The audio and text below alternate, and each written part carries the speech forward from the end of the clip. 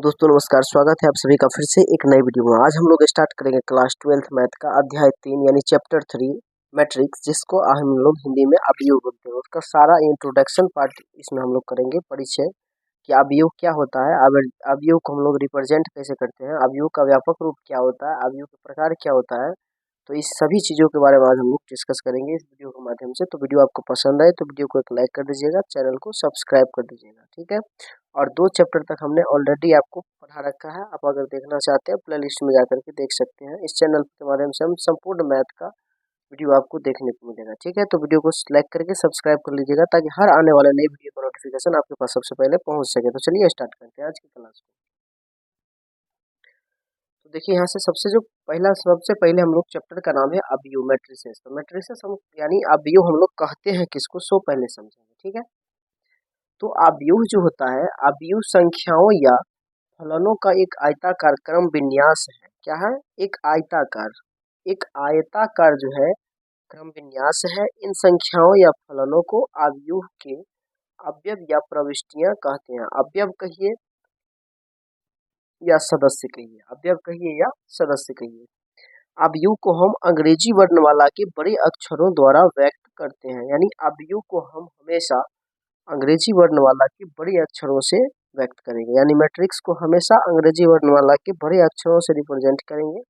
जैसे A B C देख सकते हैं, सभी बड़ा लेटर है। तो अवयव को यही है एक आयताकार क्रम विन्यास, ठीक है। एक आयताकार क्रम विन्यास है। इसी तरह से हम लोग जो है सो अवयव को रिप्रेजेंट करते हैं। जैसे ये देख लीजिए 2 3 4 है, 5 6 7 है। ये आपको इसमें ये आपको रो है, इसको हम लोग बोलते हैं रो, जिसको हिंदी में बोलते हैं पंक्ति, ठीक है। ये पहला रो है, इसको R1 बोलते हैं। ये दूसरा रो है, इसको क्या बोलते हैं R2, ठीक है। ये दूसरा रो है। उसी तरह से यहाँ पर देखिए ABCD, ये R1 है, ये R2 है, ठीक है। और स्तंभ भी होता है, ये स्तंभ है, स्तंभ को कॉलम बोलते हैं, यानी C1 C2 C3, ठीक है। तो इस प्रकार से हम लोग कॉलम को, यानी हिंदी में इसको स्तंभ बोलते हैं। हिंदी में क्या बोलते हैं? इसको स्तंभ बोलते हैं। तो स्तंभ को C से और रो को R से डिनोट करते हैं, ठीक है। इस प्रकार से भी रह सकता है। ये साइन कोस, कोस साइन, इस रूप में भी आपको मैट्रिक्स जो है सो रह सकता है। तो अवयव संख्याओं या फलनों का एक क्या है, आयताकार जो है सो क्रम विन्यास है, जिसमें इसमें जो होता है ये 2 3 4 ये सभी जो है ये अवयव के मैट्रिक्स के क्या है, अवयव। ये सभी क्या है, अवयव है। इसको हम लोग सदस्य भी बोलते हैं। जैसे परिवार का सदस्य होता है 2 4 6 8 10, जो भी परिवार में सदस्य होता है, उसी तरह ये समझिए कि एक आयताक्रम क्रम विन्यास, ये एक आयताकार एक परिवार है। यहाँ पर आइए सभी जो भी है इनका अवयव है, इसको हम लोग बोल सकते हैं सदस्य भी बोल सकते हैं, ठीक है। तो उम्मीद करते हैं कि इतना बात को आप समझ गए होंगे। अब हम लोग चलते हैं कि अवयव का व्यापक रूप क्या होता है, ठीक है। तो आगे बढ़ते हैं और हम लोग समझने का प्रयास करते हैं कि अवयव का व्यापक रूप क्या होता है। तो यहाँ से देखिए अवयव का व्यापक रूप, जनरल फॉर्म ऑफ मैट्रिसेस। तो अवयव को हम लोग एक अंग्रेजी के एक बड़े लेटर से सूचित करते हैं। तो ए बराबर जैसे हम लोग AIJ लिखेंगे, जहाँ ये m गुने n क्या है, ये m गुने n मैट्रिक्स का ऑर्डर है। m गुने n क्या है, मैट्रिक्स का ऑर्डर है।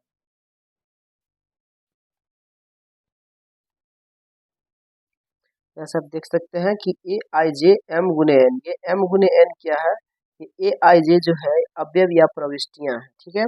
और m गुने n जो है ये रो और कॉलम, जहाँ पर ये m रो को डिनोट करता है और n किसको डिनोट करता है, कॉलम को डिनोट करता है, जिसको हम लोग हिंदी में अवयव या प्रविष्टियां बोलते हैं। AIJ को अवयव या प्रविष्टियां बोलते हैं, ठीक है।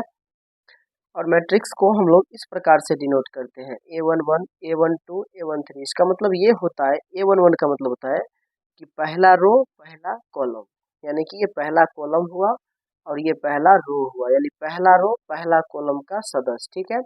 यहाँ पर फिर पहला रो और दूसरा कॉलम, ये दूसरा कॉलम है इसलिए 2, पहले रो होता है फिर कॉलम होता है, ठीक है। यानी पहला रो दूसरा कॉलम का ये सदस्य हुआ, यहाँ पर ये पहला रो तीसरा कॉलम हुआ। तो इस प्रकार से ये हमारा रो हुआ A1 A11 A12 A13 A21 A22 A23 A31 A32 A33। तो इस प्रकार से इसमें 3 रो है। रो को R1, जैसे R2 R3, ये R1 R2 R3 ये सभी रो है। रो को हिंदी में क्या बोलते हैं, तो रो को पंक्ति बोलते हैं। और ये जो है ये ऐसे वाला, इसको हम लोग बोलते हैं स्तंभ। क्या बोलते हैं हिंदी में? इसको बोलते हैं स्तंभ। इसको हम लोग C1 C2 C3 इस प्रकार से सूचित करते हैं। यहाँ पर नोट में हम कुछ लिखे हैं यहाँ पर कि नोट, यहाँ पर ऑर्डर। ऑर्डर का मतलब होता है हिंदी में कोटि। ऑर्डर, ऑर्डर का मतलब क्या होता है? कोटि। तो ये मैट्रिक्स m गुने n कोटि का है। यहाँ जैसे ही मान लीजिए कि यहाँ पर 3 रो है 3 कॉलम है, तो इसको हम बोल सकते हैं कि 3 गुने 3 कोटि का क्या है? ये मैट्रिक्स है। यानी 3 रो है इसमें तो 3 कॉलम भी है, यानी 3 पंक्ति है तो 3 स्तंभ भी है। ठीक है, तो इस प्रकार से m गुने n कोटि हम बोल सकते हैं। तो जहाँ m क्या होगा? रो होगा, और n क्या होगा? कॉलम होगा। ठीक है, जैसे आप एग्जाम्पल से समझ सकते हैं। एग्जाम्पल हम दिए हैं, तो देखिए यहाँ से क्या है एग्जाम्पल। जैसे मान लीजिए a बराबर है आपको 2 है 4 है 3 है 2 है 5 है। ये 2 बाय 2 ऑर्डर का मैट्रिक्स है। कहने का मतलब यहाँ से देखिए ये रो है, ये भी इसका रो है, यानी 2 इसमें पंक्ति है और 2 स्तंभ है। C1 C2 2 पंक्ति है और 2 स्तंभ है। ठीक है, तो इसी को हम लोग बोलते हैं अवयव की कोटि। तो अवयव की कोटि अगर हमसे पूछा जाएगा एग्जाम में, तो हम लोग लिखेंगे m गुने n, यानी स्तंभ गुने पंक्ति गुने स्तंभ, यानी रो गुने कॉलम। तो इस प्रकार से ये 2 बाय 2 कोटि का है, तो 2 बाय 2 लिख करके ऐसे 2 मल्टीप्लाई 2 लिख के छोड़ देंगे। इसमें जब हमसे अवयवों की संख्या पूछा जाएगा, जब अवयवों की संख्या पूछा जाएगा तब हम लोग क्या करेंगे? तो अवयवों की संख्या यानी सदस्यों की संख्या पूछा जाएगा कि इस मैट्रिक्स में कितना है। ये छोटा सा मैट्रिक्स है, तो इसमें तो हम लोग गिन भी सकते हैं 1 2 3 4 अवयव है इसमें। लेकिन जब बहुत बड़ा सा रहेगा तो अवयवों की संख्या निकालने का फॉर्मूला है कि रो गुने कॉलम, यानी पंक्ति गुने स्तंभ। तो इसमें 2 पंक्ति है 2 स्तंभ है, यानी कि इसमें कितने हो जाएंगे? तो 4 हो जाएंगे। कुल मिलाकर के कितने हो जाएंगे? तो 4 हो जाएंगे इसमें कुल मिलाकर के। इस प्रकार से आप इसको समझ सकते हैं कि कुल इसमें कितने रो और कॉलम है? तो 4 है। अब चलते हैं इसी के साथ हम लोग अगला पर। अब इसके बाद हम लोग जो है अवयव के प्रकार को समझते हैं, यानी टाइप्स ऑफ मैट्रिसेस। तो अवयव का जो सबसे पहला प्रकार होता है वो होता है स्तंभ अवयव, यानी कि कॉलम मैट्रिक्स। तो एक अवयव स्तंभ अवयव कहलाता है यदि उसमें केवल एक स्तंभ हो। ठीक है, जब केवल एक स्तंभ होगा तो उसे हम स्तंभ अवयव कहेंगे। जैसे a बराबर 2 3 4 5, देखिए यहाँ पर ये ऐसे जब रहता है, ऐसे रहता है, तो इसको हम लोग कहते हैं क्या? स्तंभ। इसको कहते हैं स्तंभ। जब ऐसे लाइन रहेगा तो इसको क्या कहेंगे? इसको कहेंगे पंक्ति। इसको क्या कहेंगे? पंक्ति। ठीक है, तो ये ऐसे देखिए एक स्तंभ है, इसमें कितने पंक्ति है? तो 1 2 3 4 पंक्ति है और एक ही स्तंभ है। ऐसे सिर्फ एक ही है, इसलिए इसको लिख सकते हैं हम 4 बाय 1, यानी इसमें 4 पंक्ति है और एक स्तंभ है। ठीक है, यानी 4 रो 4 और एक कॉलम। ठीक है, इस प्रकार से फिर लिख सकते हैं कि 4 5 6 7, फिर 4 इसमें पंक्ति है एक स्तंभ है। ऐसे भी लिख सकते हैं 2 3, यानी इसमें कितने पंक्ति है? तो 2 पंक्ति है, R1 R2, 2 रो है और एक कॉलम है, यानी कि 2 पंक्ति है एक स्तंभ है। तो इस प्रकार से आप इसको समझ सकते हैं। तो पहला ये स्तंभ अवयव था। तो स्तंभ अवयव किसे कहेंगे? कॉलम मैट्रिक्स किसे कहेंगे? तो एक ऐसा अवयव जिसमें केवल एक स्तंभ हो, केवल एक स्तंभ हो, स्तंभ अवयव कहलाता है। इसके बाद आता है कौन सा? तो इसके बाद आता है पंक्ति अवयव, यानी कि रो मैट्रिक्स। तो अब हम लोग रो मैट्रिक्स को समझेंगे कि रो मैट्रिक्स क्या होता है। ठीक है, तो पंक्ति अवयव क्या होता है कि एक अवयव पंक्ति अवयव कहलाता है यदि उनमें केवल एक पंक्ति हो। यदि केवल उनमें कितने पंक्ति रहेगा? एक पंक्ति रहेगा। जैसे एग्जांपल में 4 5 6, देखिए ये ऐसे है, ऐसे ही गया है। इसमें अगर हम कॉलम की बात करें तो C1 C2 C3, यानी कि 3 कॉलम है, और रो की बात करें तो सिर्फ एक रो है, यानी एक पंक्ति है। तो इसको हम बोल सकते हैं कि 1/3 ऑर्डर का ये मैट्रिक्स है, यानी 1 पंक्ति है और 3 स्तंभ है। तो जब इस प्रकार से इसको हम लोग पंक्ति बोलेंगे, तो इस प्रकार से जब एक पंक्ति होगा तो उसी को हम लोग क्या कहेंगे? पंक्ति अवयव कहेंगे। इस प्रकार से देखिए 7 8 4 3, इसमें देखिए एक ही रो है, सिर्फ सिर्फ क्या है? रो एक ही है, यानी पंक्ति एक ही है, लेकिन स्तंभ कितने हैं? ऐसे वाला 1 2 3 4 है। तो इसलिए 1/4 ऑर्डर का ये मैट्रिक्स आपका हो गया। इसके बाद हम लोग समझते हैं कि अगला है वर्ग अवयव। वर्ग अवयव को अब हम लोग समझते हैं। तो अगला 3 नंबर अब हम लोग रो वर्ग अवयव को समझते हैं, यानी स्क्वायर मैट्रिक्स को समझते हैं। हिंदी में रो अवयव कहेंगे, वर्ग अवयव कहेंगे, और इंग्लिश में स्क्वायर मैट्रिक्स कहेंगे। तो वैसा अवयव जिसमें पंक्ति की संख्या स्तंभों की संख्या के समान हो, यानी पंक्ति की संख्या और स्तंभ की संख्या, रो और कॉलम दोनों समान रहेगा, तो उसे हम लोग क्या कहेंगे, उसे कहेंगे रो मैट्रिक्स, स्क्वायर मैट्रिक्स, यानी कि वर्ग अवयव। उसे क्या कहेंगे, वर्ग अवयव कहेंगे, स्क्वायर मैट्रिक्स कहेंगे। जैसे देखिए यहाँ पर पंक्ति कितना है, तो पंक्ति यहाँ पर 2 है, R1 R2, ठीक है, 2 पंक्ति, उसके बाद कॉलम भी C1 C2, 2 कॉलम है, यानी 2 रो है 2 कॉलम है, 2 पंक्ति 2 स्तंभ। तो पंक्ति और स्तंभ जब दोनों बराबर होगा आपस में, तो उसी को हम लोग क्या कहेंगे, उसको कहेंगे स्क्वायर मैट्रिक्स, यानी कि वर्ग अवयव। यहाँ पे देखिए एग्जांपल से 6 7 4 है, 3 4 2 है, 5 4 8 है। यहाँ पर देखिए 3 रो है, R1 R2 R3, ये 3 रो है, और यहाँ पर 3 कॉलम है, C1 C2 C3। तो ये 3 बाय 3 ऑर्डर का मैट्रिक्स है, यानी 3 रो है और 3 क्या है, इसमें कॉलम है। तो इस प्रकार से आप लोग वर्ग अवयव को समझ के होंगे, स्क्वायर मैट्रिक्स को समझ के होंगे। और इससे आगे जो है वो है आपका विकर्ण अवयव। तो विकर्ण अवयव क्या होता है, डायगोनल मैट्रिक्स, कि एक वर्ग अवयव A बराबर AIJ M गुने N, M गुने M, यानी कि जब ये एक वर्ग अवयव कहा, तो यहाँ पर रो M और M डिनोट कर रहा है रो और कॉलम की संख्या को, यानी पंक्ति और स्तंभ क्या होना चाहिए, समान होना चाहिए। विकर्ण अवयव कहलाता है, कब कहलाता है, यदि विकर्ण के अतिरिक्त इसके सभी अवयव क्या हो, शून्य हो। विकर्ण कहने का मतलब हुआ कि ये ऐसे, जैसे ये मैट्रिक्स है तो ये विकर्ण हुआ, जैसे एक आयत में वर्ग में विकर्ण होता है, कोना कोनी, है ना। तो ये डायगोनल एलिमेंट जो होगा विकर्ण होगा, ये इसको छोड़ करके ये कोई संख्या होगा, बाद बाकी जितने भी सारे सदस्य होंगे वो 0 होंगे, ठीक है। जैसे यहाँ पर 1 और 2, ये विकर्ण में जो भी है ये संख्या है, उसके बाद क्या है, 0 है, तो इसी को हम लोग क्या बोलेंगे, इसको बोलेंगे विकर्ण अवयव, ठीक है। इसी प्रकार से इसमें क्या है, यहाँ पर भी विकर्ण वाला 4 5 2 ये संख्या है, अब बाद बाकी कितने हैं, सभी के सभी इसमें 0 है। ये 3 बाय 3 ऑर्डर का मैट्रिक्स हुआ, ये 2 बाय 2 ऑर्डर का मैट्रिक्स हुआ, यानी इसमें 3 रो है 3 कॉलम है, यानी 3 पंक्ति 3 स्तंभ। तो देखिए यहाँ पर विकर्ण संख्या को छोड़ के सारे एलिमेंट्स क्या है, 0 है, तो इसी को हम लोग बोलते हैं विकर्ण अवयव, यानी कि डायगोनल मैट्रिक्स, ठीक है। आगे बढ़ते हैं और आगे समझते हैं हम लोग अगला क्या है।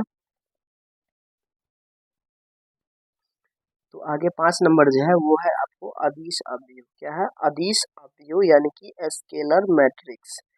तो स्केलर मैट्रिक्स किसे कहेंगे, तो एक विकर्ण अवयव अदिश अवयव कहलाता है यदि इसके विकर्ण के अवयव समान होते हैं। ये भी उसी तरह है विकर्ण अवयव की तरह, लेकिन अदिश अवयव में क्या होगा, इसके विकर्ण के सभी अवयव समान होगा। जैसे यहाँ पर विकर्ण के अवयव क्या है, समान है, यहाँ 4 है तो यहाँ भी 4 है, यहाँ पर 3 है तो सभी विकर्ण के अवयव कितना है, 3 है। तो जब इस प्रकार से रहेगा तो हम लोग कहेंगे कि ये कैसा अवयव है, अदिश अवयव है, जब विकर्ण का अवयव समान होगा। ये 2 बाय 2 ऑर्डर का है, ये 3 बाय 3 ऑर्डर का है।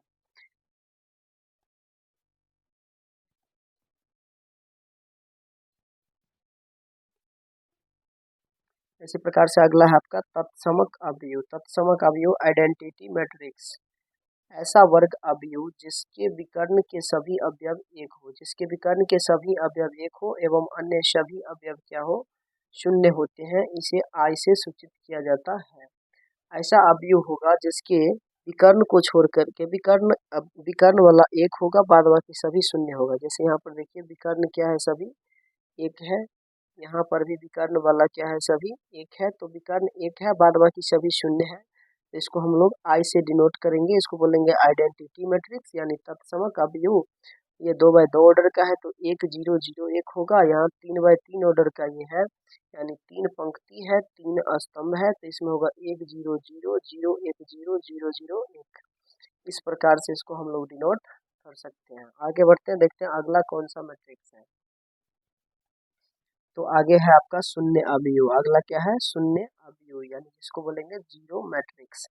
तो एक अवयव शून्य अवयव या रिक्त अवयव कहलाता है यदि इसके सभी अवयव क्या हो, शून्य हो। जिस नाम से ही स्पष्ट है, शून्य अवयव, जिसका सभी अवयव शून्य होगा तो उसे हम लोग कहेंगे शून्य अवयव। अब एक और पॉइंट आता है कि अवयवों की समानता। अब ये अवयवों की समानता क्या होता है, इसको थोड़ा सा समझ लेते हैं, ठीक है।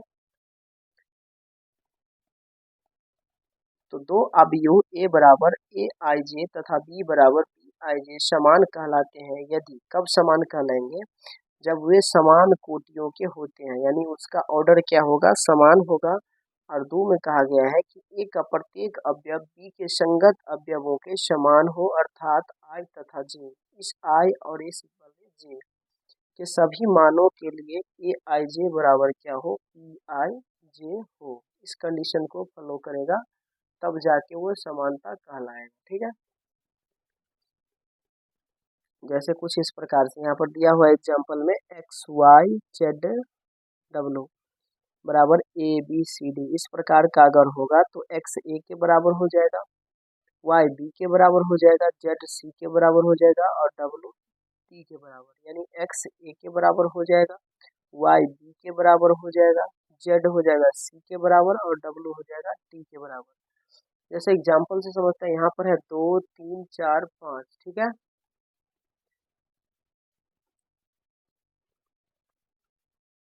तो यहाँ पर 2 3 4 5 है, तो यहाँ भी 2 3 4 5 होगा, तो ये दोनों आपस में समान होगा, बराबर होगा। बट अगर यहाँ पर 4 5 6 7 है, यहाँ 4 5 है, लेकिन यहाँ पर 6 नहीं है, 7 है, यहाँ 6 है, तो ये बराबर आपस में नहीं होगा। तो यही कहता है समानता का नियम।